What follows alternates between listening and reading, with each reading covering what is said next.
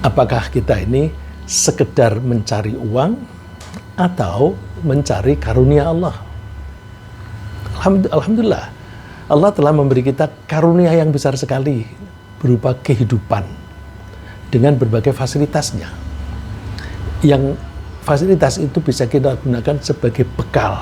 Jadi kita diberi oleh Allah badan. Badan kita bisa, tentu badan dengan kehidupan ya.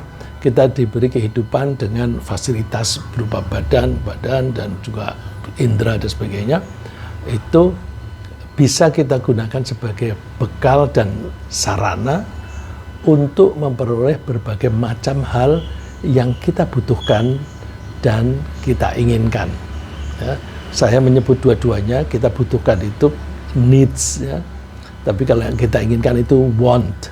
Kalau need itu kan yang basic, yang kalau kita tidak memperolehnya, kehidupan kita terganggu. Ya, bisa kita menjadi sakit, bisa menjadi lemah, bahkan bisa mati. Itu yang kita butuhkan. Tapi seringkali kita menginginkan lebih dari yang kita butuhkan.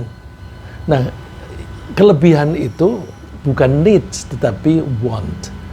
Nah, kita diberi kehidupan oleh Allah ini dengan segala fasilitas yang kita miliki, baik fasilitas itu yang nempel pada diri kita sendiri maupun yang ada di sekitar kita, itu bisa kita menggunakan fasilitas diri kita ini untuk memperoleh apa yang kita butuhkan dan kita inginkan. Namun perlu kita sadari bahwa di satu sisi, hal-hal yang kita butuhkan dan kita inginkan itu banyak sekali ragamnya dan banyak sekali jumlahnya. Jadi ini saya bicara dari satu sisi yang kita butuhkan. Ini kalau needs, kalau teorinya siapa itu Maslow ya, bahwa kebutuhan kita itu apa saja. Dia bikin hierarki, ya, hierarchy of needs gitu. Itu ragamnya banyak sekali. Tapi untuk memperoleh yang kita butuhkan itu, kita harus menggunakan fasilitas yang kita punya. Sedangkan fasilitas yang kita punya itu serba terbatas. Misalnya, kita itu diberi kekuatan otot dengan kekuatan. Kekuatan kita itu terbatas. Kita diberi mata. Mata kita juga kemampuannya juga terbatas. Akal, kita diberi kecerdasan. Kecerdasan kita juga terbatas. Nah, bagaimana caranya kita itu sudah diberi oleh Allah kehidupan ini dengan berbagai fasilitasnya, tapi semuanya itu serba terbatas, tapi kita bisa memperoleh hal-hal yang kita butuhkan dan kita inginkan yang jumlahnya tidak terbatas. Nah, kalau kita bicara tentang surga, itu kan nggak terbatas itu. Dan yang kita peroleh di sana bukan hanya yang kita butuhkan saja. Kita juga akan memperoleh apa yang kita inginkan.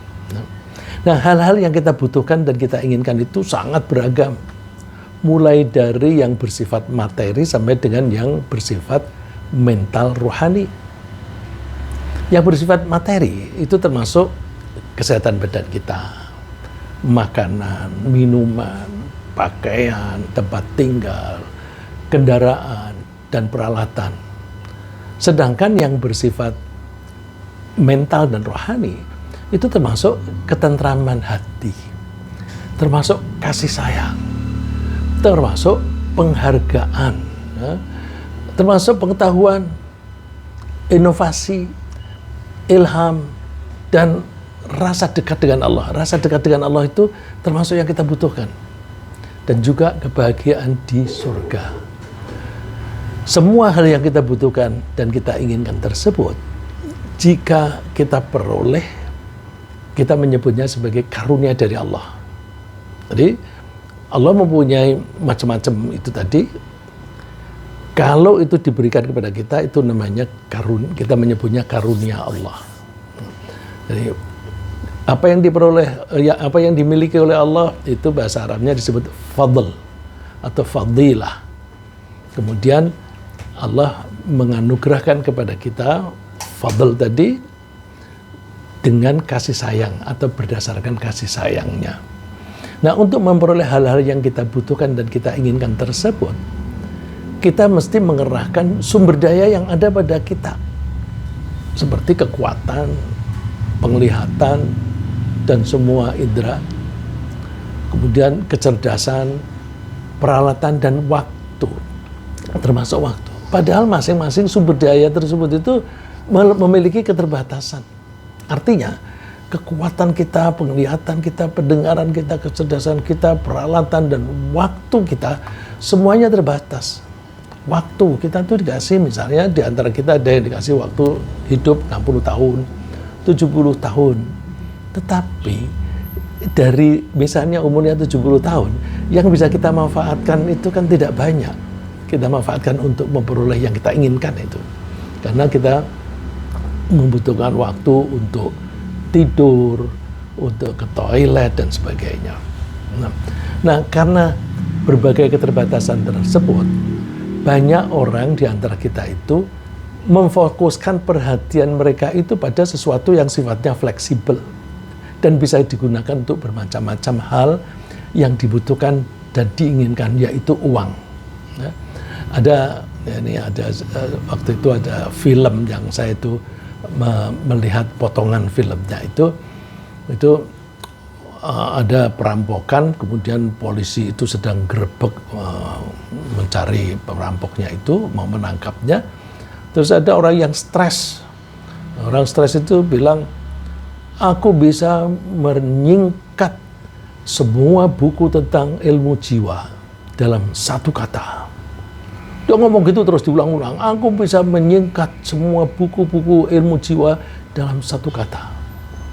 Terus setelah ngomong macam-macam itu, ya orang-orang tidak peduli karena mereka sedang mencari atau mau menangkap penjahat tadi.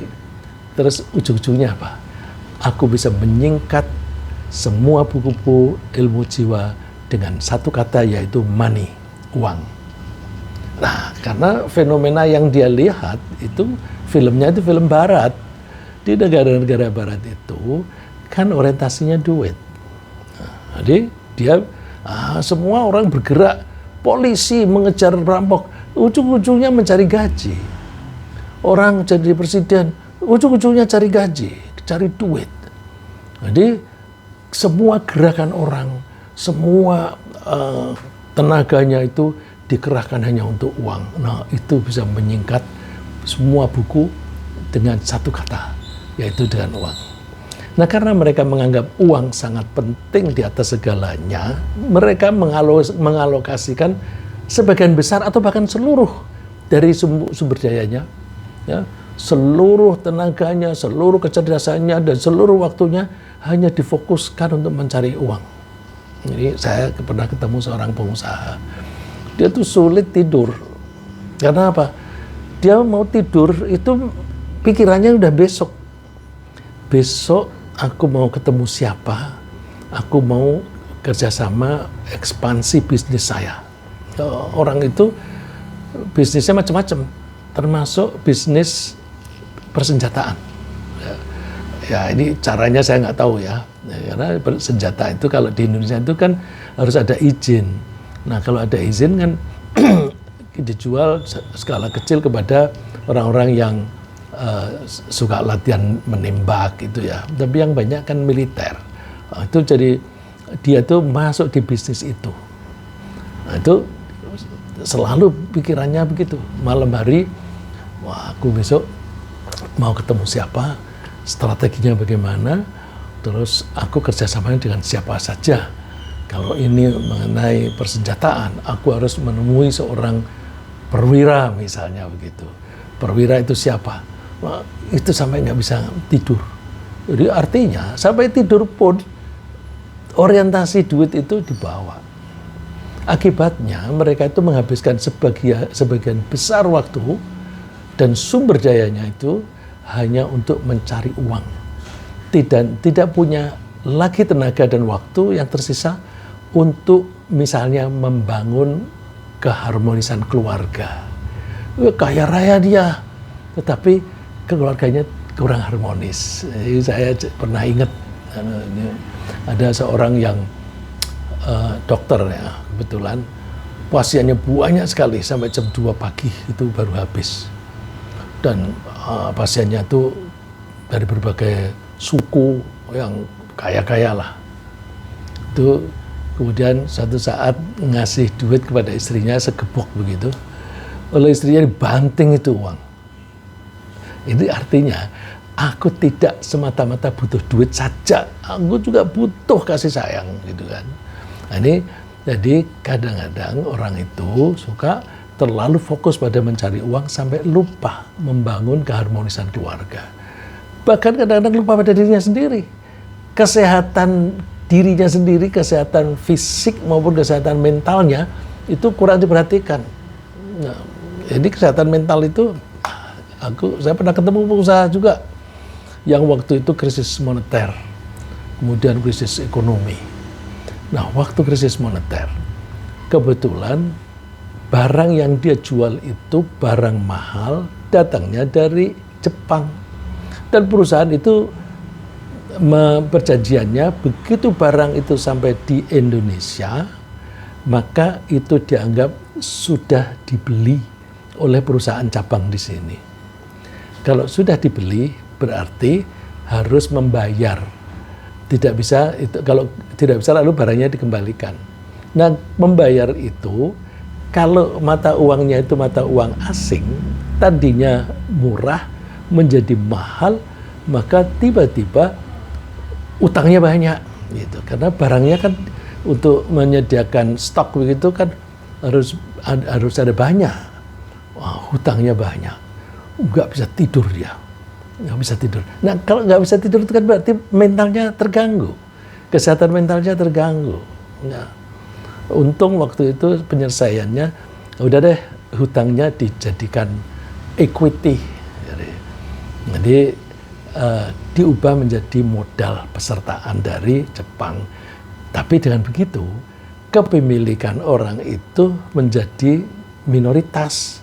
Tadinya mayoritas sehingga dia menjadi executive director, terus dia menjadi tidak apa-apa, ya paling sebagai komisaris begitu. Terus misalnya juga orang yang terlalu fokus pada mencari uang, lupa tugas atau kebutuhan untuk membangun hubungan antar manusia. Nggak pernah ketemu tetangga, nggak pernah pergi dengan kawan dan sebagainya. Jadi hubungannya itu hanya dengan orang-orang bisnis saja atau professional relationship. Tidak punya waktu untuk mendekatkan diri kepada Allah. Dan tidak punya waktu untuk memperbanyak pahala supaya bisa masuk surga. Ini berarti karena terlalu fokus pada salah satu kebutuhan, orang-orang itu lalai akan kebutuhan yang lain. Terlalu fokus di satu kebutuhan sampai lalai, lupa pada kebutuhan lain. Ini Allah menyebutnya ringkas, alhaakumut takatsur. Memperbanyak harta itu membuat kalian lalai. Lalai kepada siapa? Bukan hanya lalai kepada Tuhan, termasuk lalai pada diri sendiri. Kan di sini tidak disebutkan lalai kepada apa, tetapi Allah menyebutnya membuat kalian lalai secara umum, ya, termasuk lalai pada kesehatannya sendiri. Nah, sebagaimana sudah kita ketahui pada pertemuan yang lalu, bahwa karunia Allah itu terdiri dari dua macam secara umum. Yang satu, hilangnya atau terhindarnya kita dari kesengsaraan. Jadi kalau kita tidak sakit, sakit itu sengsara. Begitu sakit itu tidak ada pada kita, berarti kita dapat karunia. Ini seringkali orang tidak merasakan itu. Kita kan menyebutnya sehat. Sehat itu karunia. Ya, jadi kita bisa tentukan dengan suatu definisi bahwa karunia Allah termasuk terhindarnya kita dari kesengsaraan. Baik kesengsaraan berupa sakit, berupa kecelakaan, berupa neraka. Ya. Jadi, kalau kita bisa selamat dari neraka, itu karunia besar. Yang kedua, Karunia Allah itu termasuk berbagai fasilitas yang bersifat materi, mental, dan rohani. Dan bisa kita nikmati baik di dunia maupun di akhirat. Ya, jadi karunia Allah itu tidak hanya berlaku di dunia saja, tapi juga di akhirat. Oleh karena itu, agar kita secara efisien bisa memperoleh semua kebaikan yang kita butuhkan sekaligus. Jadi satu kali kerja, tapi semua kebutuhan itu terpenuhi. Caranya gimana? Kita melakukan kegiatan apapun di dunia ini, termasuk ketika kita bekerja untuk berbisnis atau bekerja, hanya dengan satu target saja. Jadi targetnya satu saja, tetapi yang besar tadi. Satu target yang kandungannya lengkap sekali, yaitu dalam rangka memperoleh karunia Allah. Nah, ini saya ulang, jadi supaya kita lebih efisien hidup kita, kerja kita, dan sebagainya, maka apapun yang kita lakukan, targetnya hanya satu yang besar, yang lengkap, yaitu karunia Allah. Nah, karena targetnya adalah karunia, dan karunia itu hanya milik Allah, yang punya untuk Allah, maka berarti kalau kita mencari karunia, kita mesti mendekati yang punya dong. Kita mesti berdekat-dekat, ya nempel-nempel pada yang punya, yaitu Allah. Caranya gimana? Zikir. Zikir itu pekerjaan pikiran, selalu ingat kepada Allah. Nah, ini kunci. Ya. Kunci zikir itu bukan hanya ucapan mulut ya. Kalau seringkali orang bilang zikir itu mulut bilang Allahu Akbar, la ilaha illallah, itu zikir.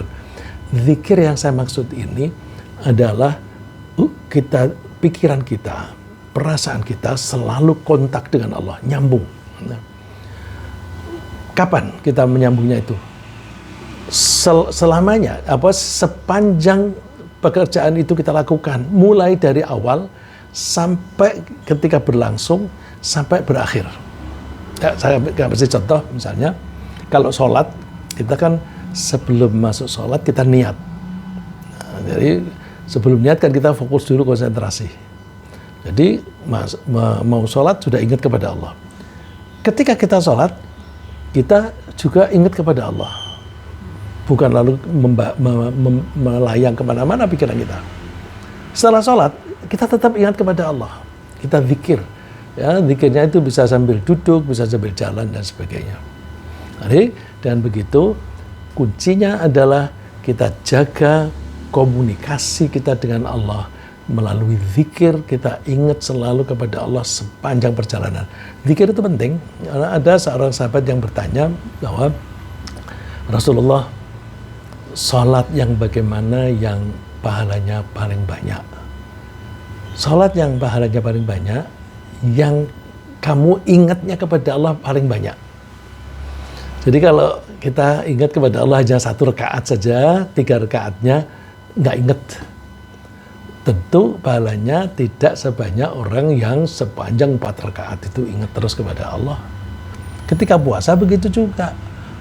Kalau dalam puasa itu mulai dari fajar sampai dengan maghrib kita selalu ingat kepada Allah, pahalanya tentu lebih besar daripada yang ingatnya hanya sedikit. Nah, dagang juga begitu. Dagang itu kalau kita mau berbisnis, mulai dari awal kita sudah ingat kepada Allah. Ya, terus ketika kita melakukan transaksi, melakukan negosiasi, kita juga ingat kepada Allah. Nanti selesai itu juga ingat kepada Allah. Gimana sih kok bisa begitu? Ya gini, ketika mulai masuk kita niat, ketika kita sedang melakukannya, kita selalu ingat kepada Allah. Apa pentingnya ingat pada waktu itu? Kalau kita berdagang sambil ingat kepada Allah, kita tuh ingat bahwa cara kita berdagang itu harus cara yang baik, yang jujur, yang amanah, yang menjaga janji dan sebagainya. Karena Allah menganjurkan itu semua. Kalau kita selalu ingat kepada Allah ketika kita berdagang, Allah tidak mengizinkan kita itu curang. Allah tidak boleh kita menipu dalam berdagang. Allah tidak boleh kita mencuri. Orang yang seperti itu nggak mungkin korupsi. karena ingat kepada Allah. Terus ketika selesai, dia mendapatkan hasil, besar atau kecil, bersyukur. Terima kasih Allah. Terima kasih Allah. Terus kalau, waduh, tapi mungkin aku kurang ideal itu. Ya mohon ampun kepada Allah. Jadi ingat kepada Allah terus-terusan. Coba ini satu ayat dari surat Al-Jumu'ah. Setelah kita sholat, kita disuruh apa? فَإِذَا قُضِيَتِ الصَّلَاةُ فَانْتَشِرُوا فِي الْأَرْضِ. Ketika sholat sudah dilaksanakan, ini konteksnya sholat Jum'ah, tapi juga karena kalimatnya ini general, umum, berarti sholat apapun. Ya, setelah selesai sholat, fantasyiru, silahkan bertebaran di muka bumi. Pergi kemana-kemana. Ya.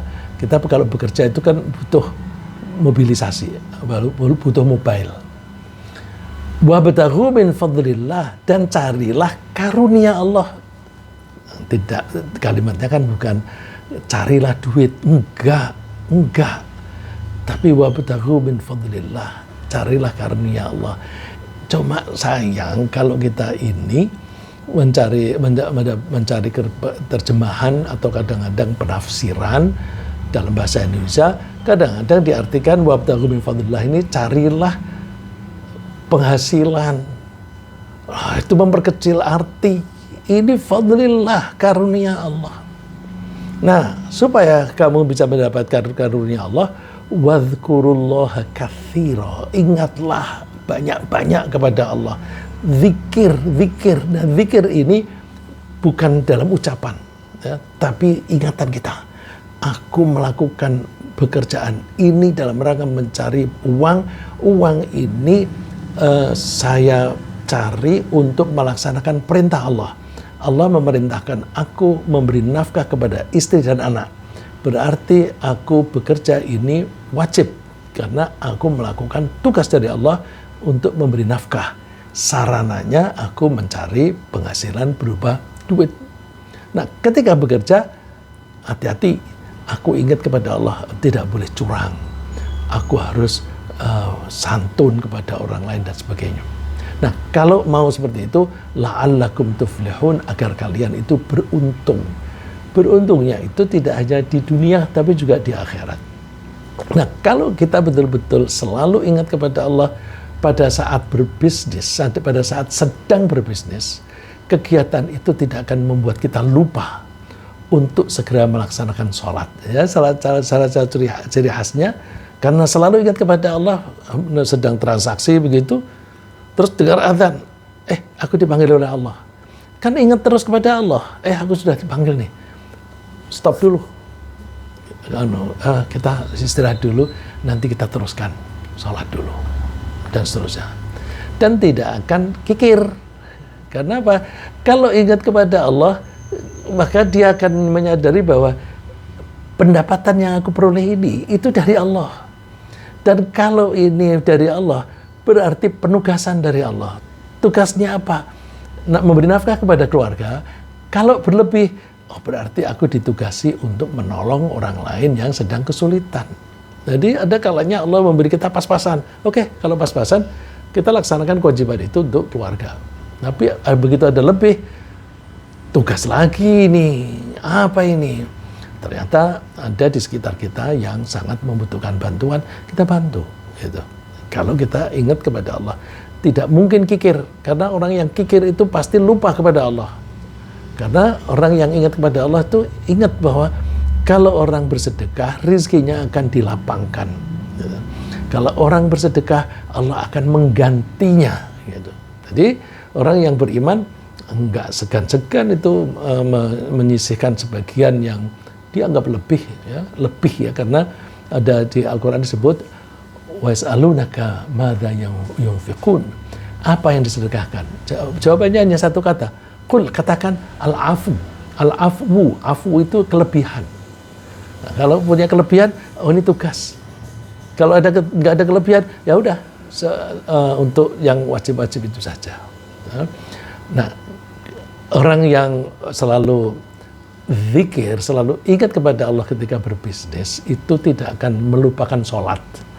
Allah menguraikannya rijalul la tulhihim tijaratu wala bai'un an dzikrillahi wa iqamis salati wa ita'iz zakah, yaitu orang-orang yang perdagangan jual beli itu tidak membuat mereka lupa kepada Allah, tidak membuat mereka lupa untuk menegakkan sholat, tidak membuat mereka lupa dari membayar zakat. Kenapa? Karena ingat kepada Allah, mereka itu yakhafuna yawman tataqallabu fihi al-qulubu wal absar. Takut kalau nasibnya nanti di akhirat itu mata menjadi terbelalak-belalak. Karena apa? Waduh, ini di depanku api. Nah, mereka tidak mau terjerumus di api itu. Maka mereka melaksanakan apapun yang diberitahu oleh Allah. Kemudian, kalau kita betul-betul selalu ingat kepada Allah ketika berbisnis, kita mesti mengetahui perintah Allah untuk jujur dalam berdagang. Ya, karena Allah, kita ingat kepada Allah, ya kita ingat perintahnya, kita ingat larangannya.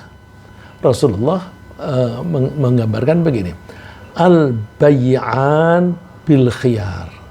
Orang yang menjual dan yang membeli itu boleh memilih apakah jadi transaksi atau tidak.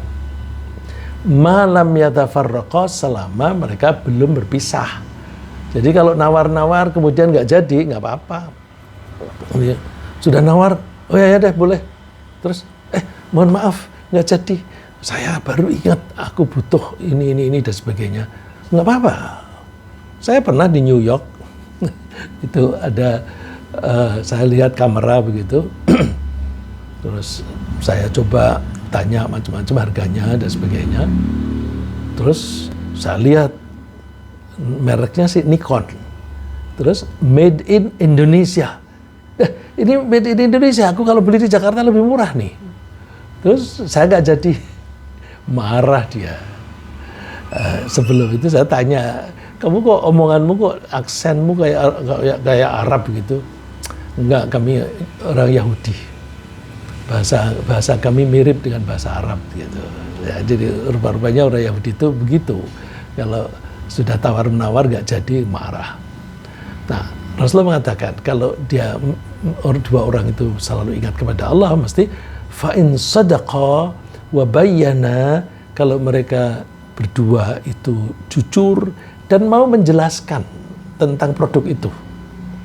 Mau menjelaskan ini ya tidak hanya baiknya saja, tapi juga buruknya ada gitu ya. Tapi seringkali penjual itu hanya menunjukkan kelebihan-kelebihannya. Yang ini kelebihannya ini dan sebagainya, tapi tidak disebut kelemahannya apa. Misalnya obat juga gitu. Ini obat untuk sakit ini, tetapi tidak disebutkan efek sampingnya apa. Itu yang dianjurkan oleh Rasulullah, jujur dan mau menjelaskan. Burikalahuma fi bai'ihima. Mereka berdua, dua pihak itu akan diberi barokah oleh Allah dalam bisnisnya itu. Sebaliknya, wa in kadzaba wa katama muhiqat barakatu bai'ihima. Kalau dua orang itu atau salah satu di antaranya itu bohong dan menyembunyikan tentang produk itu, terutama aspek negatifnya, maka barokahnya itu hilang, tidak akan ada barokah. Nah, kita ini kan maunya barokah. Barokah itu apa sih? Barokah itu bertambahnya kebaikan, tambah lagi. Nah, misalnya kalau kita itu mempunyai rezeki, misalnya satu piring, satu porsi makan, itu kalau barokah, kita konsumsi itu, kemudian kita mendapatkan kekuatan dan kesehatan. Terus bukan hanya itu yang kita peroleh, dengan kekuatan dan kesehatan ini kita gunakan itu baca Quran misalnya. Nah, satu porsi itu memberikan pahala baca Quran. Terus dipakai untuk mengajar, bertambah lagi. Jadi kalau kita itu mendapatkan rizki barokah, rizkinya segitu, tetapi multiplier efeknya banyak. Ya, multiplier efeknya bukan hanya secara ekonomi saja, tapi juga secara pahala. Ya. Nah, kalau kita itu ingat kepada Allah, pasti kita berusaha memenuhi janji kepada pembeli, memenuhi janji kepada supplier, kepada investor, kepada pemberi hutang, ya, dan kepada siapapun yang berkaitan dengan bisnis kita. Allah menganjurkan kita, wa aufu bi ahdillahi idza ahadtum. Penuhilah janjimu dengan Allah. Kok janji dengan Allah? Begini, kalau kita dua orang itu bikin janji, kita berdua, tapi Allah menjadi pihak ketiga, ikut juga dalam perjanjian. Kenapa begitu sih? Kan begini, kalau saya misalnya, tolong dong aku kasih uang 100.000, atau kasih aku 1 juta. Nah, dia keberatan. Aku butuh, aku juga butuh. Tapi terus kalau gini aja deh, kasih aku 1 juta, nanti aku kembalikan minggu depan, ya, Rabu depan saya kembalikan. Bener nih? Ya, aku janji. Rabu depan saya kembalikan uang ini kepada kamu. Nah, begitu ada janji, lalu Allah nimbrung di situ, membuat orang yang dimintai hutangan tadi menjadi percaya, lalu mau memberi. Kalau Allah tidak menggerakkan itu, nggak terjadi. Jadi begitu kita bikin janji dua pihak, maka Allah itu pasti nimbrung di situ. Maka yang perlu kita ingat, begitu kita buat perjanjian, sama dengan kita buat perjanjian dengan Allah. Maka wa aufu bi ahdillah. Penuhilah janjimu dengan Allah idza ahadtum, ketika kamu berjanji. Kita berjanji dengan orang, penuhi janji itu dengan Allah. Nah, kalau orang selalu zikir, selalu ingat kepada Allah, kan selalu ingat perintah ini. Aku harus memenuhi janji, ini tugas. Gitu. Ya. Terus kalau kita betul-betul selalu ingat kepada Allah ketika berbisnis, kita pasti melaksanakan tugas atau amanat yang dipercayakan kepada kita dalam urusan bisnis. Misalnya, dipercaya untuk mengelola toko dengan benar dan berhati-hati. Ya, ada orang suruh mengelola toko, lama-lama bangkrut. Jadi ada teman yang punya yayasannya udah maju, dibikin sekolahan juga, sekolahan itu muridnya banyak, lalu bikin supermarket, captive marketnya, murid-murid dan orang tuanya, laris itu.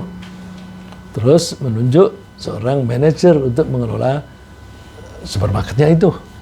Lama-lama barangnya habis. Ternyata di rumahnya dia buka toko. Jadi kalau dia membeli barang, sebagian ditaruh di supermarket, sebagian ditaruh di toko di rumahnya. Ini dia tidak menjaga amanah. Ya. Itu berarti dia tidak ingat kepada Allah ketika melakukan itu. Ya. Dan jika ada perselisihan, kita akan mencari penyelesaiannya itu penyelesaian yang adil. Gimana keadilan itu? Ya memakai pedoman dari Allah. Karena kita kan selalu ingat kepada Allah. Jadi kalau ada perselisihan, ada dispute, kita mencari penyelesaiannya itu minta pedoman dari Allah. Allah memerintahkan, innallaha ya'murukum an tu'addul amanati ila ahliha.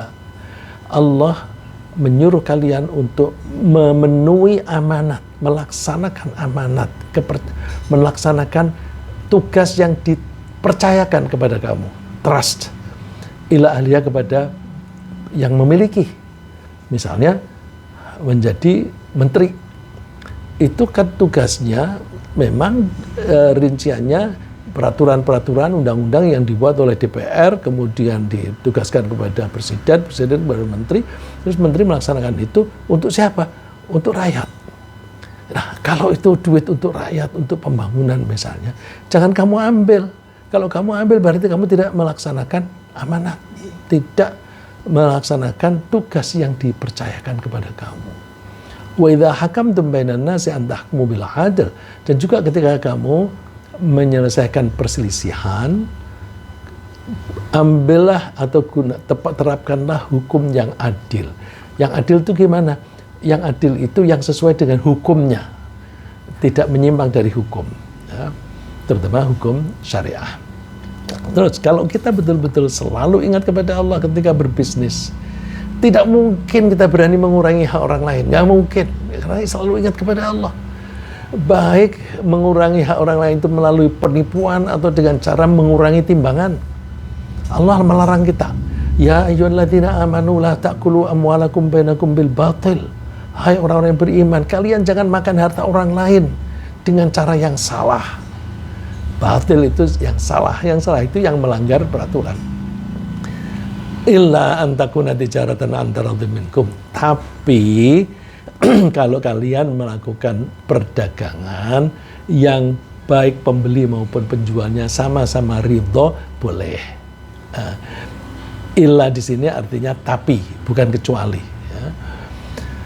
Kalau kita betul-betul selalu ingat kepada Allah, ketika kita berbisnis, kita juga pasti tidak berani menyewa pejabat pengambil keputusan. Atau sebaliknya, kita sebagai pejabat tidak mau menerima suap dari siapapun. Karena apa? Karena ingat kepada Allah, pasti takut kepada Allah, takut pada siksaannya. Rasulullah mengatakan, la'ana Rasulullah SAW ar-rashi wal murtashi. Rasulullah melaknat, mengutuk baik pemberi suap maupun yang menerima suap. Ya, jadi dua-duanya masuk neraka. Ya, ada ungkapan ar-rashi wal murtashi finnar. Orang yang menyogok maupun yang menerima sogokan, dua-duanya di neraka. Pendek kata, kalau kita selalu ingat kepada Allah ketika berbisnis, kita akan melakukannya secara hati-hati dengan mentaati semua peraturan Allah, baik berupa perintah maupun larangan. Sehingga semua pendapatan yang kita peroleh dari bisnis itu halal dan tidak ada yang haram. Dengan demikian, semua yang kita konsumsi itu halal. Ya. Kalau melampaui batas itu menjadi haram. Kalau melampaui batas itu berarti mengikuti langkah setan yang haram-haram itu. Ya ayyuhan nas, wahai manusia. Perintah Allah itu, panggilan Allah ini kepada manusia semuanya, baik mukmin maupun tidak mukmin, muslim maupun kafir. Ini addressnya kepada semua manusia. Kulu mimma fil ardi halalan thayyibah. Silahkan kalian makan apa yang dihasilkan dari bumi secara halal dan baik. Karena apa? Kalau dilanggar, baik yang melanggar itu orang muslim maupun non muslim, itu akibatnya bisa merusak tatanan hidup. Wala tattabi'u khutuwatis syaitan. Kalian jangan mengikuti langkah-langkah setan. Innahu lakum aduwwum mubin. Sungguh setan itu musuh yang nyata. Ya, karena setan itu membujuk kita untuk melakukan pelanggaran. Dengan kita melakukan pelanggaran, maka kita menjadi legitimate, menjadi sah untuk masuk neraka. Na'udzubillah. Menurut Rasulullah SAW, pedagang yang jujur kelak akan tinggal di surga bersama dengan para nabi. Jadi kalau kita itu berbisnis dengan cara yang ditentukan oleh Allah. Kenapa kita mengikuti itu? Karena kita selalu ingat kepada Allah. Maka orang yang berdagang dengan cara yang jujur dan mengikuti aturan-aturan Allah itu akan tinggal di surga. Dan surga itu merupakan karunia Allah yang paling besar. Rasulullah bersabda, at-tajirus saduqul amin ma'an nabiyyin was-siddiqin was-syuhada. Pedagang yang jujur dan bisa dipercaya, kelak akan bersama dengan para nabi dan bersama dengan orang-orang yang selalu membenarkan Allah dan juga bersama dengan orang-orang yang mati syahid. Berarti tinggal di surga dan levelnya tinggi. Jadi kelihatannya kita berbisnis, cari duit, tapi hasilnya tidak hanya duit, tapi barokah di dunia dan juga mendapatkan surga di level yang tinggi. Mudah-mudahan apa yang kita bahas ini bermanfaat, mendorong kita untuk selalu ingat kepada Allah agar kita bisa menjaga diri dari larangan-larangan Allah, kita hindari dan kita punya semangat untuk melaksanakan apapun yang diperintah oleh Allah. Ringkasnya apa yang kita bahas pagi ini adalah bahwa terlalu fokus mencari uang bisa membuat lalai akan kebutuhan yang lain. Agar memperoleh karunia Allah yang luas, kita bekerja sambil selalu mengingat Allah. Karena kita selalu mengingat Allah, bisnis tidak membuat kita lupa melaksanakan ibadah, termasuk sholat dan zakat. Karena kita jujur, memenuhi janji, melaksanakan amanat, tidak mengurangi hak, dan menghindari penyuapan, maka Allah akan menganugerahi kita dengan karunia, termasuk karunia yang terbesar, yaitu izin untuk tinggal di surga. Semoga Allah menumbuhkan di hati kita rasa cinta kepadanya, sehingga kita selalu ingat kepadanya dalam kesempatan apapun. Amin.